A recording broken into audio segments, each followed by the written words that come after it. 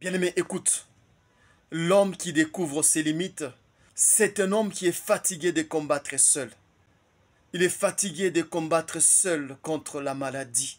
Il est fatigué de combattre seul pour garder sa relation. Il est fatigué de combattre seul face au péché. Cet homme, à la fin, la chose pour laquelle il a combattu, la chose le lâche. La relation pour laquelle il a combattu, la relation le lâche. Il se retrouve encore au point zéro. Les enfants pour lesquels il a combattu celle pour les éduquer, à la fin, ces enfants l'abandonnent.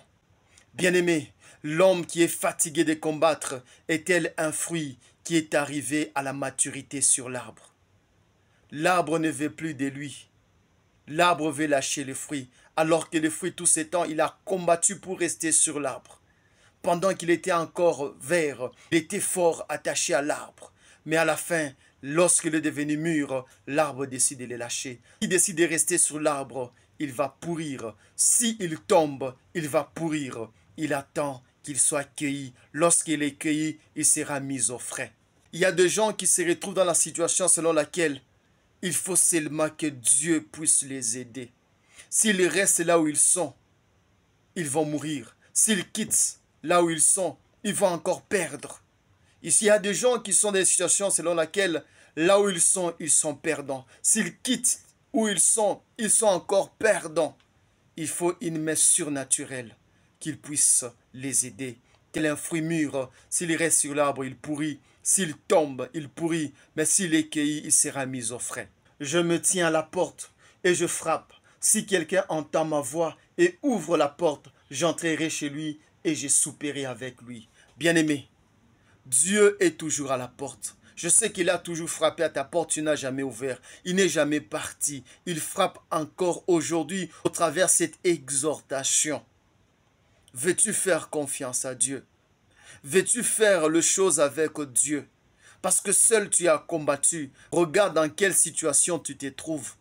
Une situation où tous ceux pourquoi tu t'es combattu te lâchent. Tous ceux pour qui tu t'es combattu t'oublient. Les choses te lâchent alors que tu as combattu pour le garder. Lisons. Matthieu chapitre 9, le verset 36 à 38. Voyant la foule, il est ému de compassion pour elle, parce qu'elle était languissante et abattue, comme des brebis qui n'ont point de berger. Alors il dit à ses disciples, la moisson est grande, mais il y a peu d'ouvriers. Priez donc le maître de la moisson d'envoyer les ouvriers dans sa maison. Les larmes de la foule, la fatigue de la foule, les désespoirs de la foule. Pour Dieu, c'était un signe que la foule était en train de crier vers Dieu. Christ avait eu compassion de ces gens-là. Christ a compassion de toi, c'est pourquoi il te parle en ce moment.